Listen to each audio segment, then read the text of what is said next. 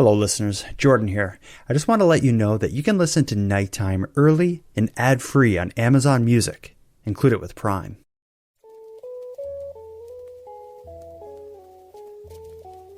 You are listening to Keep Canada Weird, a weekly weird news roundup by the Nighttime Podcast. Hello listeners, and welcome to the weekly Keep Canada Weird discussion series. If you're new here, I'm Jordan Bonaparte, and in Keep Canada Weird, my pal Aaron Airport and I seek out and explore the offbeat news stories that played out across Canada over the past week. In tonight's episode, which we recorded on June the 4th of 2024, Aaron and I consider taking all of our clothes off at a beach in Edmonton. We wonder who stole 75 cows from a farmer's field in Quebec. We're going to mourn Newfoundland's growing collection of unclaimed bodies. And then we'll struggle to understand why a woman with a bunch of stolen mail was running around a church in Guelph screaming at people. We got a busy night here, so let's get into it. Handsome Aaron Airport. We have work to do here. Okay. Yeah, sure. Important work, I might add. Okay. Your finger pointed to the sky as you declare important work. But we have enough time to have a quick chat before we get into the work we got to do. How are you? What's new? What's going on down there? Not much. I had a show on the weekend. I was performing at the Highland Arts Theatre in downtown Sydney, Nova Scotia, Where Tom Green will be performing this coming November. I got front row center seats. I'm pumped for it. But let's hear about your show. Were you doing the Bare Naked Ladies thing? No. This is the second show called No Word of a Lie. So it's a game show style improv show. Okay. So it's a panel show. So there are two panels, and then there's a game show host, and the two panels compete against each other to try and guess who is telling a lie and who's telling the truth. So we all have the first round, we all have cards in front of us. And when it's your turn, you read the card, and it's either going to be a true statement about yourself or a complete lie about yourself. But you have to sell it as if it is true, and then the other panel has to guess if your story is true or not. Interesting. So when you flip it, you don't know yourself if it's going to be something true about you or something false. So if it's something true, you just simply tell the story. If it's something false, then you have to make it up on the spot. I like that. And try and sell it as if it's real. Interesting. Other than this show over the weekend, anything else new? Anything to report on? Not much to report on. My cat has just had his wet food. Okay.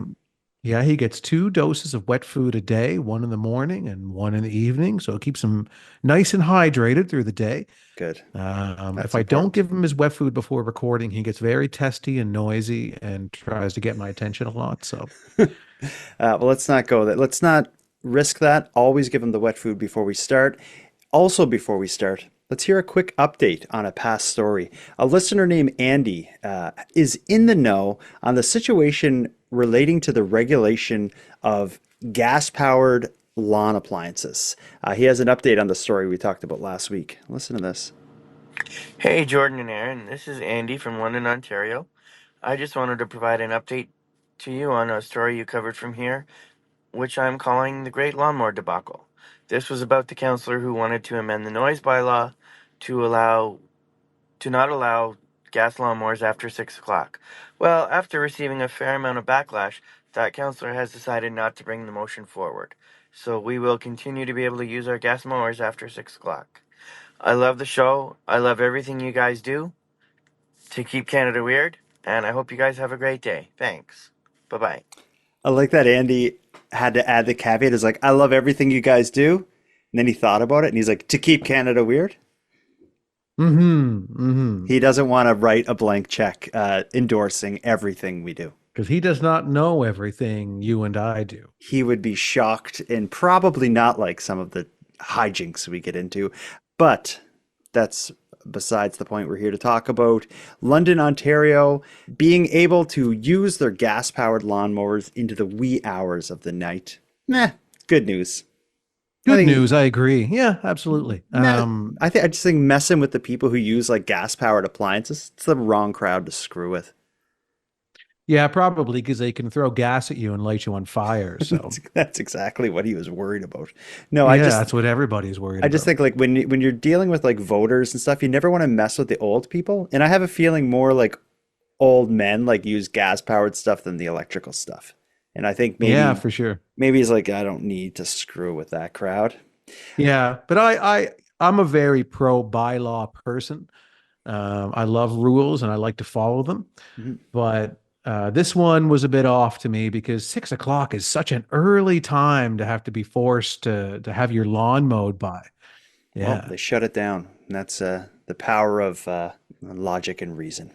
Well, let's get into it here. We have a whole bunch of stories tonight that will help us keep this country weird. Last week was a weird one. We're going to be talking about a unique beach in Edmonton, a crazy story out of Guelph that I don't even know how to describe it, so I'm just going to say what the F happened in Guelph. We're going to hear about the theft of a large number of cows, and we'll have to go to the weird province of Newfoundland for a rather dark Halloween themed story almost. But we'll come back to that. Where do you want to start with this? Well, why don't we start with the beach? Yeah, let's start with the beach. That's a great idea. But before we start with the beach, we have a string of voicemails all about a prior topic we discussed last week, aside from the gas-powered lawn maintenance equipment bylaw. Throughout the episode, I'm going to sprinkle in voicemails related to birds. Last week, we talked about both the rotisserie chickens found in the woods and we talked about the Nova Scotia Birdman. We got a lot of voicemails about birds to hear. So as we go, we will hear them. But first, let's travel to that beach in Edmonton. This is an interesting story. A woman in Edmonton purchased a home that came with a bonus, had some water frontage. However, that water frontage came with an interesting caveat. It was home to a sort of underground nudist colony. CTV News covered this story, and we'll hear the piece, and it kind of starts at being about buying a property that has a nude beach, but it quickly kind of just turns into a profile of people who enjoy nude beaches and why. So this is interesting. Before I play it though, have you ever been to a nude beach? No, I haven't. Okay, I didn't think. There's one in Halifax. I've never been, but let's hear about this one. Here it comes. Shelley remembers camping here when she was younger. It's one of the reasons she bought the land. She inherited something else along with it. I've never been around a nudist colony before. CTV News has agreed to keep the location private to prevent it from getting too busy. The sound of the birds, the feel of the wind on your skin is just amazing. John discovered the spot in 2013. It changed his life. I think of myself, I'm a person, I'm good the way I am, and I'm happy with myself. He decided to invite others. When you take off the clothes, people open up to each other, and they begin talking. You talk to people you wouldn't normally talk to. At first, Shelley wanted to get rid of the group, but she changed her mind once she got to know them. Now, there are rules, of course. Clothing is mandatory on these trails leading to and from the beach. But once you pass this sign, all the clothes come off. The most liberating feeling like I've ever had. It was unbelievable. I find I struggle with my body image a lot more when I'm wearing clothes. A local psychologist isn't surprised. That experience of being accepted for everything, for the good, the bad, and the ugly, is very healing and quite good for us. They feel relieved, they feel a pressure off of them, and they feel free for the first time in their lives. But don't forget about sunscreen and bug spray. It does come with the territory, but just planning helps. An unusual and body-positive fashion statement. Accepting people as who they are and what they are. When you come for supper. No, I'm not going to make fun of those people. I was about to say I'm not going to kink shame, but I don't know if that's a kink because it didn't seem to imply that it was sexual in any way. But I cannot help but see it that way. Well, that's the thing. Growing up, you were always led to believe that nude beaches were about sex. You know, it's where people go to be naked and frolic with each other in some kind of an erotic scenario. So for a non-nudist to look at it, it's hard to imagine it not being about sex. But I truly believe that it's not, especially to these people. Do you think it? Honestly, it isn't. I have to be honest. There is 100% nothing sexual about these people in this news clip at all. So. That is true. But I do I have a hard time believing that there isn't like a sexual side to this. Of course, like when the camera's there and they're trying to talk about it, they're talking about how, body positivity and it feels good and the wind and the birds. But I just feel like when there's a group of, of naked people in the middle of nowhere at the beach, I don't know. Maybe that's just my ignorance to this way of life, but I feel like there's a lot of weird stuff that goes on there. I don't think there is. Not at this one. I'm sure at many nude beaches, a percentage of them possibly do, frolic with each other in that way. But I don't think that this beach is the least sexual beach I've ever seen in my life. I dare to say there's more sex going on at fully clothed beaches in the wintertime than this beach in the summer. I really don't see it. None of these people are sexual beings whatsoever. I just don't. If you watch the news clips, I don't know. They just don't strike me as the types. But not only is it, did they not like have like a sexual energy in the news clip? To even take like a step even further into that non-sexual direction, one of the people at the nudist beach in that news clip is they have a little like camp stove and they're frying sausages surrounded by naked men. Yeah, and there's nothing sexy about just sausage grease splattering all over your naked body. That's none of these people are getting laid 100%, even if they wanted to. I think that the hero in that story is the property owner who bought this land, finds out that it seems like one guy kind of started this group. This is like a nudist beach or whatever, but it's like kind of like an underground one. As they describe, there's one man who happened upon this beach and liked it. So he invited some of his friends. So it's kind of like a nudist group rather than like an actual nude beach or something. But she bought the land and found out that they were using it and what for, and she's all right with it. And in the news clip, she was fully clothed, sitting with a bunch of naked men cooking sausages on the beach. It's funny when I watched that news clip, and for the people who are listening in podcast form, you can't see the news broadcast. You can't see the news clips, but oftentimes we comment on some of the people in it. Okay. You're stuck on this. So yes, tell me what you see in this clip. I see a news reporter who reminds me of a swinger. So he's like, almost like he works at the station and they're like, okay, there's this story about a nude beach. So let's send Greg the swinger. Well, he kind of had, yeah, I noticed that the newscaster didn't look like a typical reporter. He had like long hair kind of pulled back, kind of over his face a little bit. And he had a kind of a tight form-fitting shirt that almost looked like... it was like a very brightly colored shirt. And it was a bit smoother than like a dress shirt. Like it wasn't a silk shirt by any means, but it was on its way there.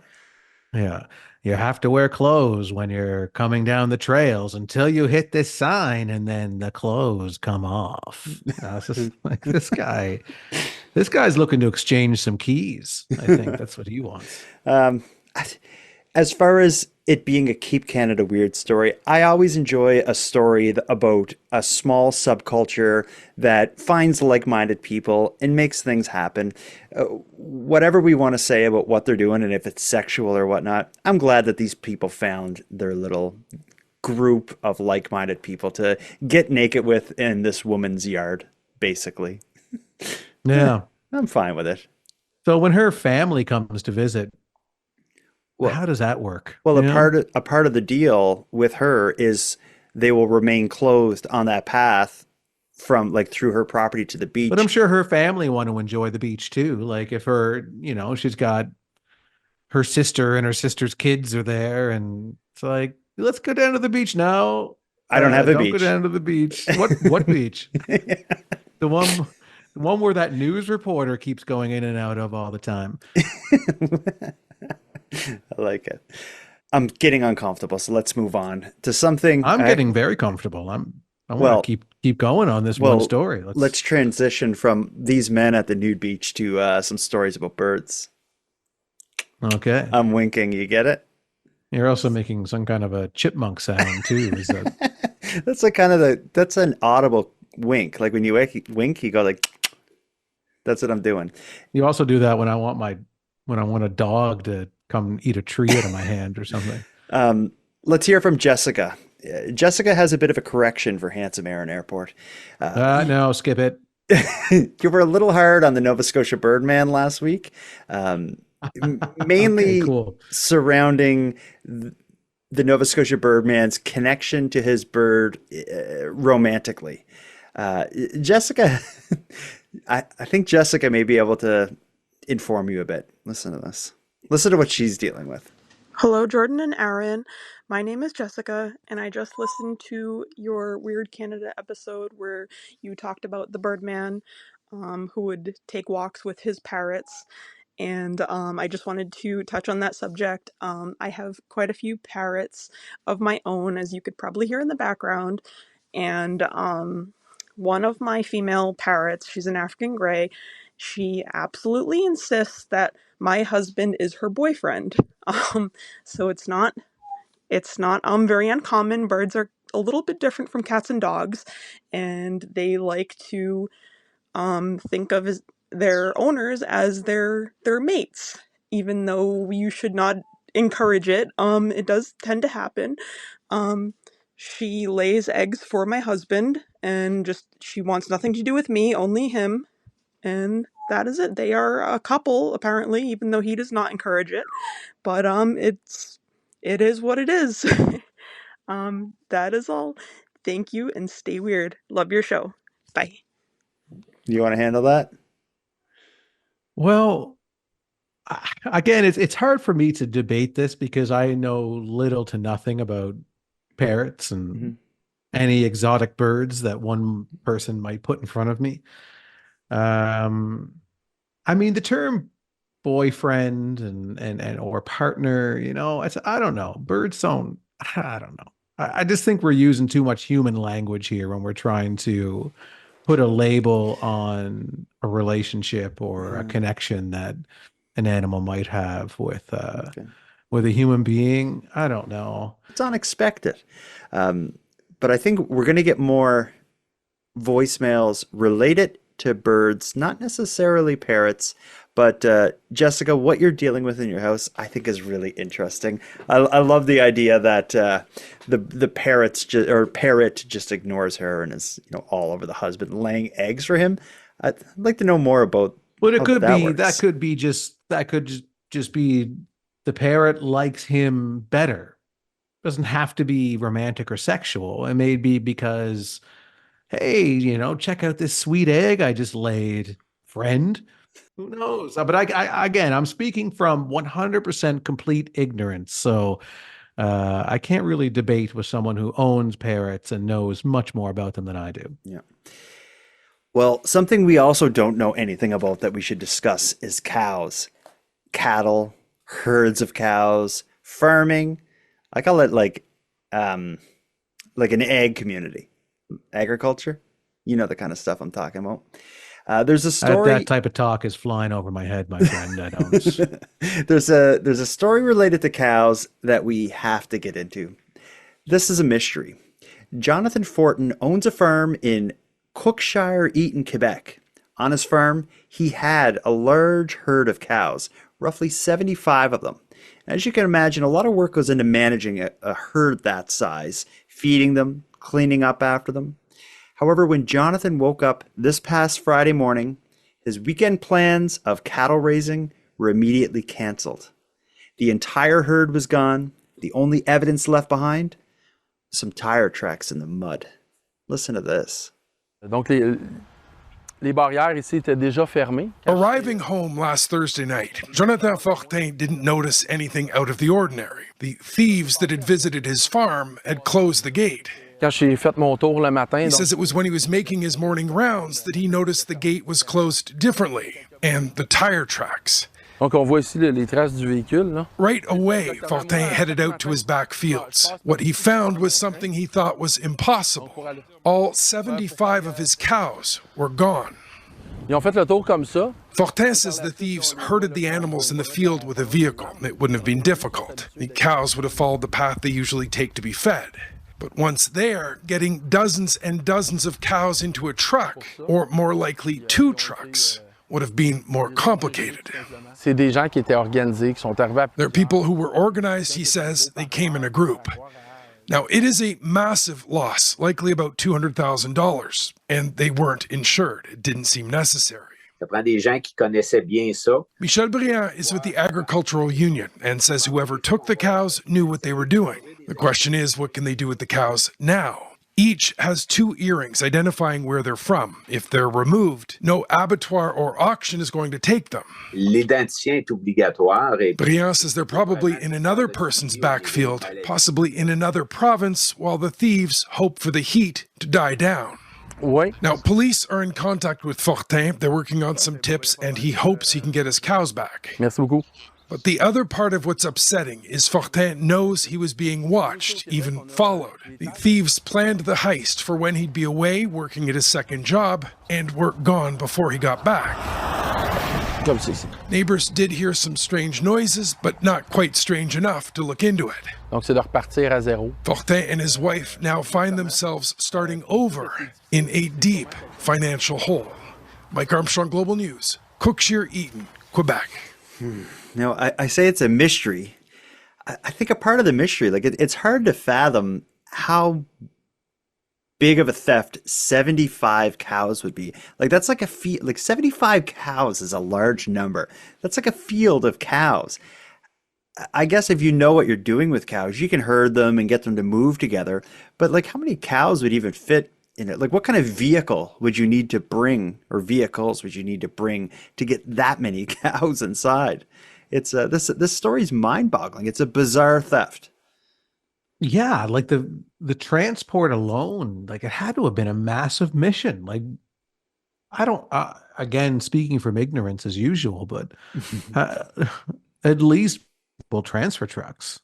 Yeah, I would think you would think, and there's also that kind of espionage side to the story as well. Like it seems like they were kind of casing the joint to make sure he wasn't going to be there, because it would take some time to get the trucks in and get all the cows moved around and stuff. It's a pretty big operation, and I don't know if it said it in the article, but the estimate is that many cows would be worth somewhere in the area of $200,000. So it's pretty sizable loss. The cows weren't insured against theft. I never would have, if you have 75 cows, you could probably count on every so often one gets sick and dies, or maybe one wanders off or something. That's super unlikely. But I would never have thought in a million years someone would come and steal 75 cows at a buddy's field. No, cows to me at first glance seem like an unstealable animal. No, yeah. Slow moving, heavy, big, and 75 of them. Like I could see, okay, we stole 5 cows, or we stole 1 cow, or something to that effect. But 75 is an astronomical number. Mm-hmm. Yeah, I feel for this guy. Yeah, and then like you said, like they said in the news coverage, they can't just turn around and sell them right away. Mm-hmm. So maybe another farm is involved. Do you think? That's it. I think it must be, because if you can't just sell the cows, and get the money back that way, you would have to get it back through milk if they're dairy cows, or the meat if they're not. So you would have to have your own to kill and butcher 75 cows and sell all the steaks and stuff. That alone is a huge operation. So I would imagine, and it seems to be the theory that they have in the news piece as well, is that some other farm is in on it and is just taking these cows and is going to just, I guess, mix it in with what they have. But it's crazy. I'm shocked by this story. Yeah, it's crazy. I mean, it's just the manpower it would take to pull this off, the logistics. It has to be such an organized, large entity that's involved with this thing. Yeah, I feel for Buddy. And in the news, again, I don't know if they mentioned this in the news clip we listened to, but in some of the information that I read implied that he, over the last several years, got into like this farm as like a hobby farm and has slowly been growing it and was just about at the point that he was going to focus full time on farming. That's not going to happen anytime soon. He's back at square one, and that sucks. A Well, labor you of think love. you think maybe the competition he was about to provide Maybe they're like, might this have guy's, upset the wrong farm owner, and they're like, you know what, this guy's going to be stepping in on my territory. Mr. Part-time farmer thinks he's going to be Mr.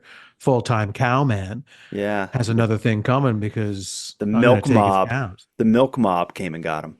The milk mob. Yeah, that's right. I like that. The milk mob. Let's move on. I got a voicemail here I want to share.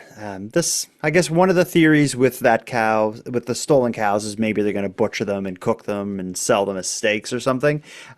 Let's hear about another cooked animal, rotisserie chickens. In our episode last week, we talked about the pile of rotisserie chickens found in the woods in Yukon, and there's a whole lot of theories about that listeners of Keep Canada Weird, members of the Keep Canada Weird Army, are going to present about what they think is happening there.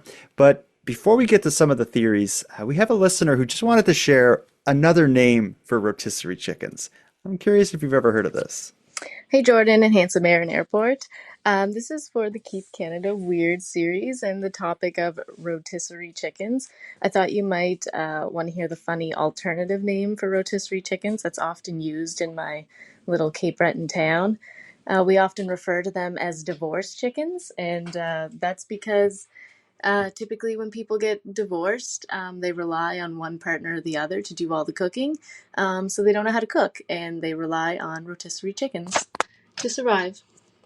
Anyway, I thought you guys might find that funny. Keep keeping Canada weird. Have you ever heard of divorce chickens?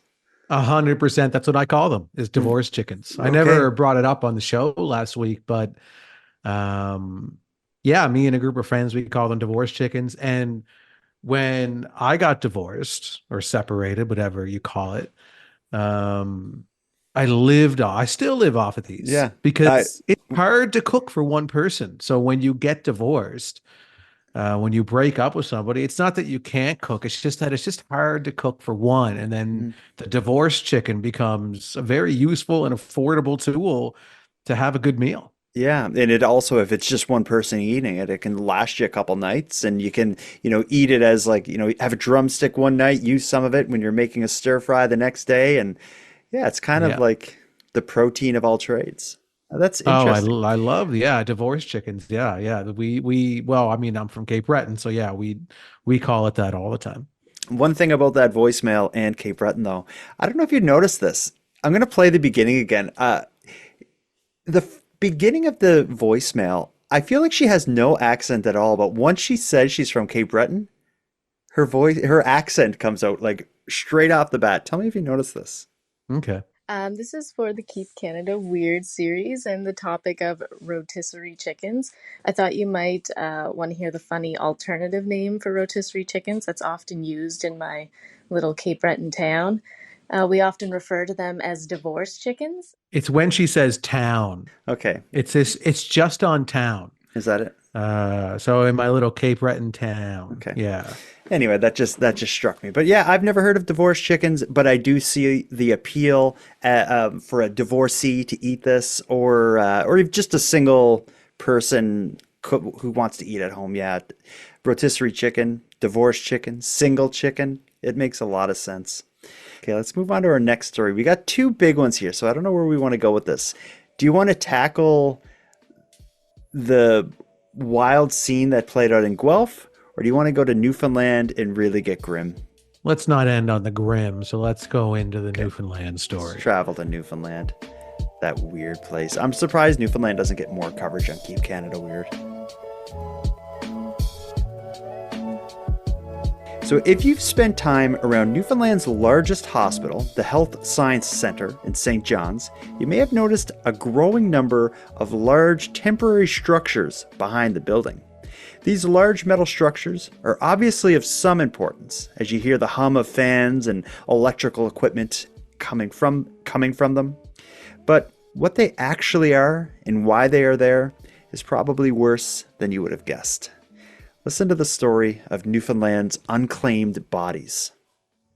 On a hot Newfoundland day, bodies still kept cool in what officials call a temporary and temperature-controlled storage facility. Inside these units, unclaimed remains human bodies that haven't yet been buried. Officials today say they're mere weeks away from a better solution to move human remains back inside the hospital and then a new permanent home in store in October. Still, they say they don't really know why morgue space has become so full. And we saw this problem creeping up at us. Obviously, there's something that's shifted in society. There's something changed. There's some insight from Ontario, where new data shows the number of unclaimed human remains is rising fast, from 438 in 2019 to 1,183 last year. In about a quarter of the cases, the next of kin cannot afford to arrange a funeral. In another third of the cases, no next of kin can be identified. For now, hospital staff in St. John's have put a team together to more proactively find relatives who can claim loved ones and bury them. That is grim to me. When I see like these large structures, I would have thought they were refrigerators for like food or something like that. The idea that unclaimed bodies are piling up so quickly and in such great numbers that the hospital has to like set up temporary structures behind the building to house them. That's really, I don't know what it is. To me, it is a sign of just like an unhealthy society. You could take a pulse or your blood pressure or a blood test and get a basic look at the health of your body. I feel like you can look at the number of unclaimed bodies in a province to get a general sense of the overall societal health of that area. What's your thoughts on this? Really? Yeah, I do. I have a theory that wasn't mentioned. Oh, really? Okay, yeah, because the theory they plug is, the cost of funerals and whatnot, which you'd think there'd be other alternatives like cremation and whatnot. But what's your theory? So my theory is that we're starting to now see the generation that we're having less children. Like each generation is having fewer and fewer children. Mm-hmm. And so we're just starting to now see the generation that kind of started that trend a little bit. And so you're going to start to see more and more people dying alone because they don't have families in the way that people traditionally did. That's interesting. Mm-hmm. Yeah. So I think as fewer and fewer people are deciding to have children or are more fulfilled in different aspects of their lives, those people may reach a point where by the time they're old and ready to head towards the Newfoundland refrigerator in the sky, they don't have anyone there to claim their body. Yeah, I guess that's one benefit of having many children, like people historically more commonly would have. It's almost like every kid, you roll the dice about whether or not they're going to, be successful and able to look after you later in life. If you have just one kid, you may end up with a dud. If you have 4 kids, one of the 4 is probably going to be there to help bury you when you pass away, hopefully many years later. But I think there's something to be said about the numbers skyrocketing. In that clip, they talked about the numbers almost doubling, the numbers for unclaimed bodies almost doubling in Ontario from 2019 to present.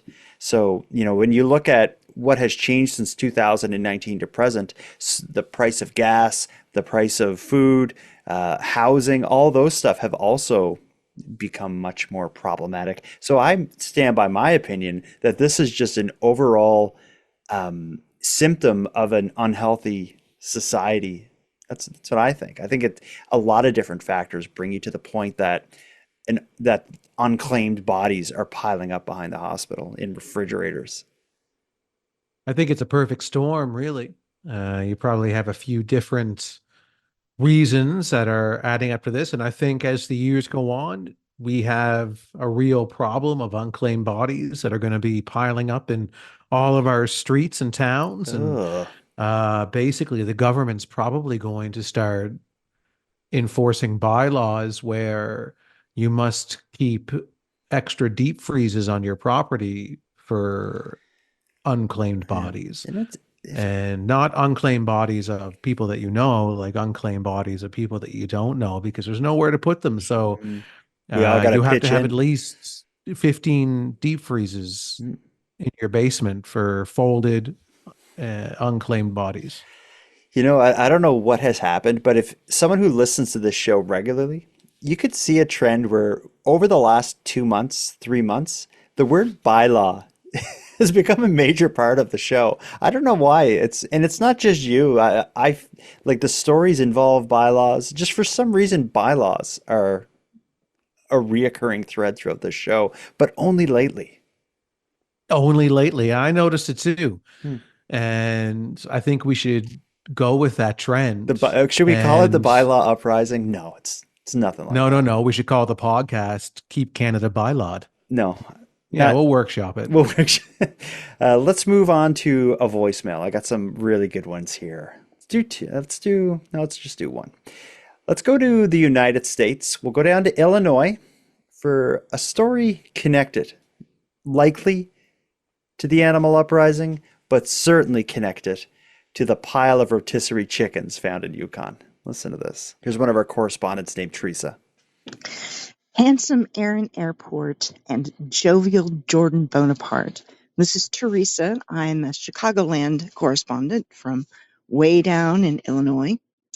I don't have any real news from the area. However, I overheard a conversation among some of my neighborhood Canadian geese the other day, and I didn't really understand until I heard your show.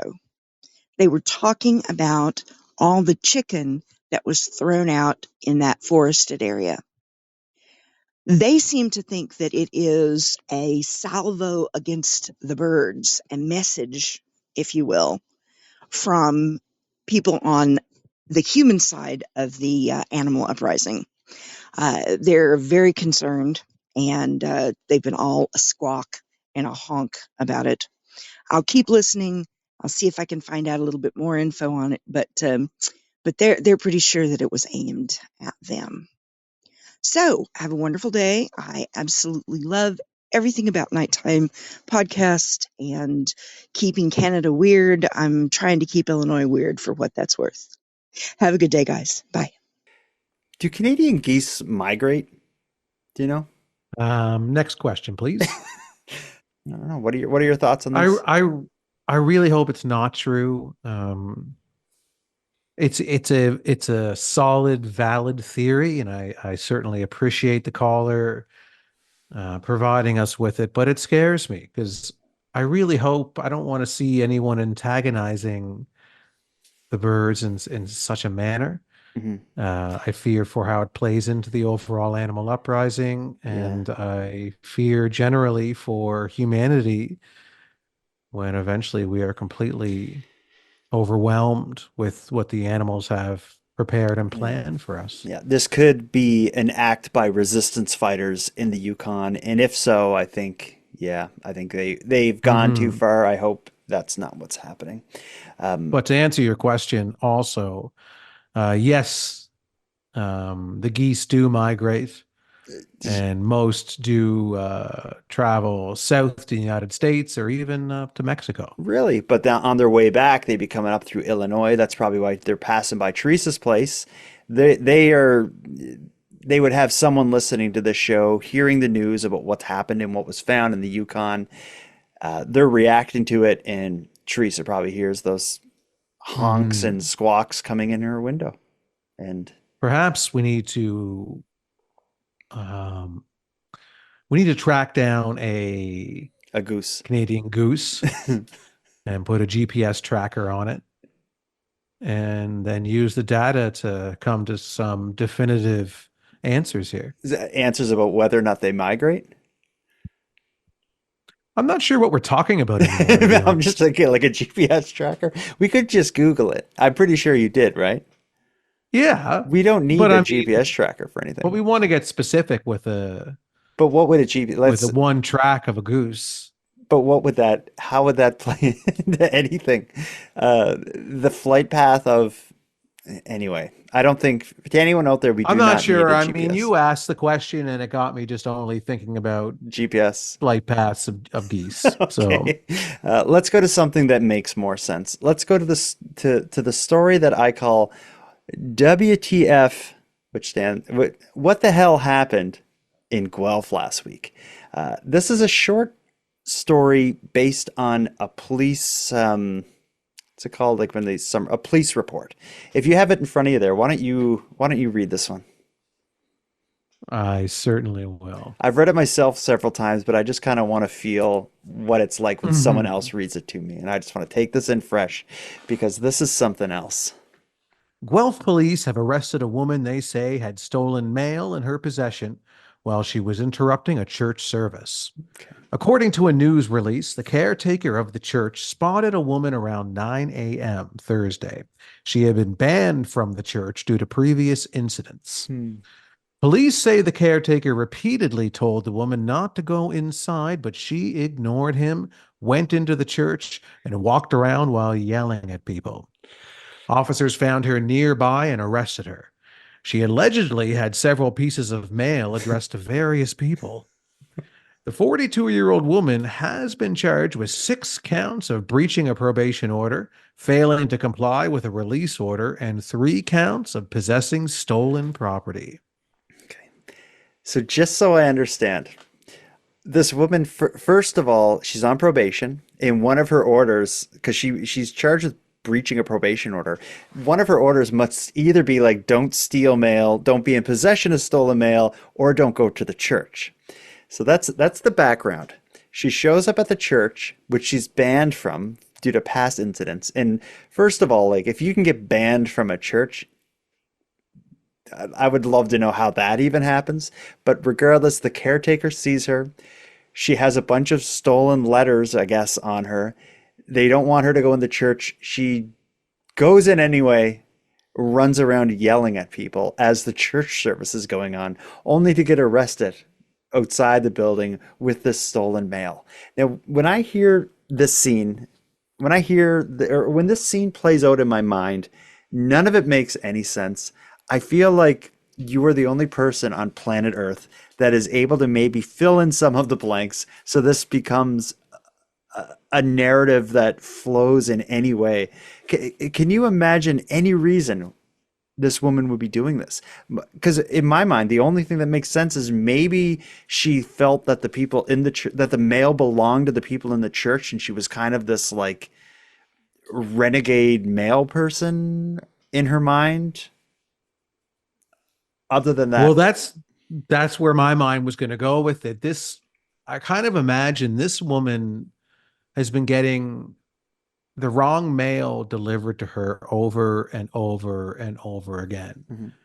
And, maybe it's a community where a lot of the community members attend church. Mm-hmm. So she knows that if she's going to be able to talk to the people that she needs to talk to about their mail constantly showing up at her house, she needs to go to the church to talk to them there. Town square, basically. Yeah, exactly. It's the most logical place for her to go to reach these people. She has their mail in hand. It's always getting dropped off at her house. It's causing her to be irritated. It's causing her to lash out. She shows up. She's like, I told you to get this fixed. Your mail keeps showing up at my house. I'm tired of it. And maybe she even gets mail from the church there. Maybe there's some weird wormhole for mail where no matter what address is on it, no matter who it's for in the town, it keeps showing up in her mailbox somehow. And she's now trying to take matters into her own hands. She's trying to deliver the mail, but it's just not, the townspeople aren't understanding. I think there's some kind of a 4th or 5th dimension situation happening here where she's in multiple dimensions at once. and they're in a different dimension, but they're all in the same one, so they don't understand quite what she's saying. It's coming out maybe scrambled, staticky, and so she's kind of trapped in between dimensions with this mail, but she's just trying to deliver it. Yeah, but that wouldn't explain her from being banned from the church. Perhaps this has happened in the past and the townspeople want her to go through different channels, like, on the letter put return to sender, and it will go back and they will get it to us. Don't come to church and, take this upon yourself. It's not your job. Could that be it? Don't come back here. Well, maybe they don't want the mail because it's their cell phone bill. It's their power bill. It's their water bill. It's all of the bills that the townspeople don't want. Go to that her. Keep showing up at this woman's mailbox. She is cursed. Okay. Yeah, and so they're like, that's I don't want that. Get out of here. Ban her. Ban her. Ban her from this church. Yeah. Okay. Ban her to the sixth dimension. Yeah. There. You solved it. I knew you'd be able to put that together. If anyone knows anything else about this story, I'm so curious to know what is going on here. Please get at me with theories, be it you have inside knowledge of what's happening, or you've just heard what Aaron read and you have your own theory on what the F is happening in Guelph. Because I would like to know how these facts fit together in a way that makes sense. Aaron was able to do it. If you think you can, go to nighttimepodcast.com/contact and answer the question, what the F happened in Guelph? I know listeners of Keep Canada Weird, members of the Keep Canada Weird Army, are able to put forward theories that make sense. And that's my segue to this next one. Matt, a member of Keep Canada Weird, of the Keep Canada Weird Army, has a theory on the rotisserie chicken story. It's what Matt thinks happened in the woods. And I think he might be right. Hey guys, it's Matt from Indiana in the United States, and I had a theory on the rotisserie chickens found in the woods, and I feel like this has to be a money laundering scheme. Like, I'm sure you guys have like a Canadian mob, right? And they've got a front. It's a store that sells these rotisserie chickens, and they've got to pretend they've sold all these rotisserie chickens so they can move this money. So then they got to have one of their low-level thugs get rid of these rotisserie chickens, and he just takes them in the woods and ditches them out in the woods somewhere. But I feel like this problem for them would probably be remedied if they would just recruit Aaron Airport. Since he loves the rotisserie chicken so much, he could just get rid of them. He'd eat them all. And I mean, he's already got a mobster name. I mean, not just a mobster name, but a mob boss name like Scarface or Babyface. He's Handsome Aaron Airport. I mean, tell me that's not a mob name. And Jordan, you've got yourself a mob name now too, but it's more like one of those low-level thugs. You just bust stop Bonaparte. That's the end of it. We never thought of the money laundering aspect of it. I think he's got a great point.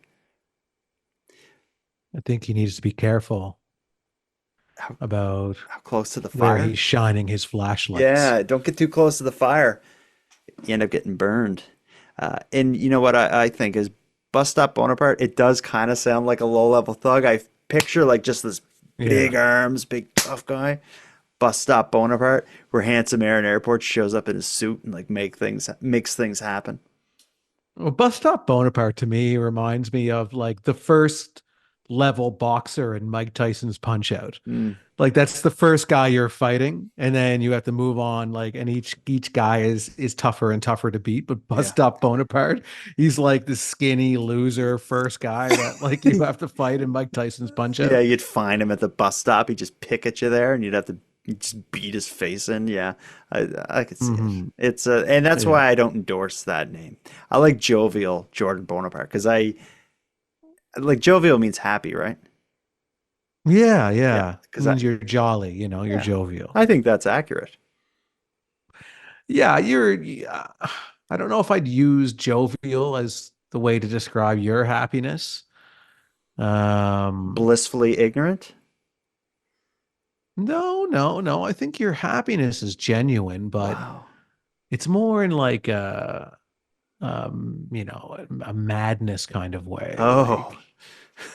Like you're completely deranged, which is why you're so happy. You're completely unaware of reality. Okay. All right. But I really like Bus Stop Bonaparte. It's got a good rhythm to it. lots of buh sounds. They're very satisfying to say. Yeah. Bus stop Bonaparte strikes again. Bus stop Bonaparte banned from church with stolen mail. Bus stop Bonaparte found with 40 rotisserie chickens in the woods.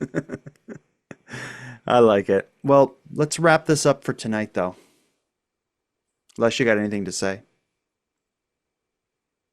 I just want the listeners to call in, leave us those voicemails because we love them. They're fueling us. They are our coal.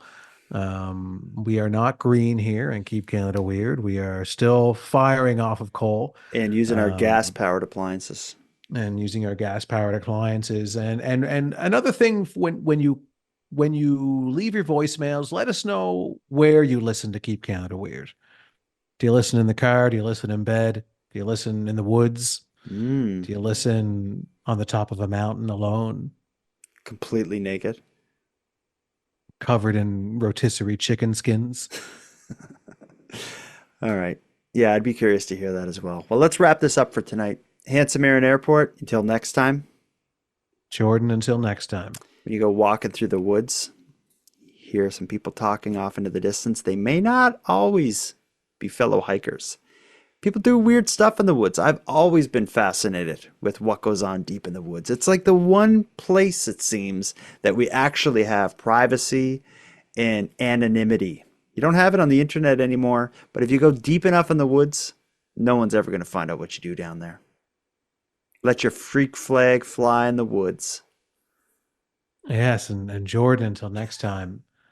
I don't have a private beach for us to be naked in, but I do have a bathtub, and I could fill that with water, set up some lawn chairs next to it, and a hot plate, cook us some sausage, and sit there naked and just enjoy each other's bodies in a non-sexual way.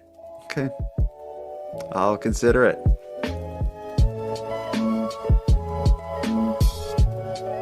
I want to thank you for helping Aaron and I fulfill our mission to keep Canada weird, but let us also call out to you for even greater support in this work. If something weird happens in your neck of the woods, let us know about it. And if you have any thoughts, theories, opinions, or corrections on anything we discussed tonight, we want to hear about that too. The best way to reach us is by sending a voice message using the voice recorder app found at nighttimepodcast.com/contact. And to sweeten that deal a little bit, if your voice is aired on the show, you qualify for a free Keep Canada Weird swag pack. Once you hear your voice message played, all you got to do is email me at nighttimepodcast@gmail.com and give me your mailing address, and I'll have it out to you right away. Aaron and I are excited to hear from you. Now, before we part, let me end with some thanks. First, a big thanks to Aaron for sharing another evening with me and with you, the listeners of Nighttime. A big shout out to the internet's favorite cult leader, uncl, who provides the intro and outro voiceovers. And lastly, but most importantly, a massive thank you goes out to each and every one of you listening to Nighttime, as without your interest and your support, this show would be as pointless as it would be impossible. On the topic of support, let me thank the newest subscribers to the premium feed. Corey, David, and Cheyenne, thank you for going premium. And for anyone else who'd like to support the show, you can help us out here in a variety of ways. First of all, a premium feed subscription costs just a couple dollars a month, and that money will fund the creation of new episodes. But the premium feed will also give you those episodes 2 days early, give them to you ad-free, and give you access to a full back catalog of episodes. If that sounds like something you're interested in, you can go premium right now at patreon.com/nighttimepodcast. And even if you don't want to go premium, you can still support the growth of the show by sharing this episode on social media and letting all your friends know why they should listen. Your support in keeping Canada weird is very much appreciated. So until next time, take care of each other, hug your loved ones tight, and let us know if you see anything weird. Keep Canada Weird is written, hosted, and produced by the Nighttime Podcast. And now to our viewers and listeners everywhere. Good night.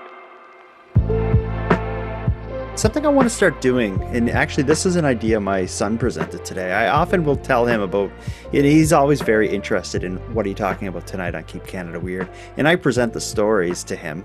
And what he pitched to me today is he's like, you should do something at the end of the episodes where you and Aaron pick what the Keep Canada weirdest story of the night was, or which we can, I guess, call like the weirdest of the week.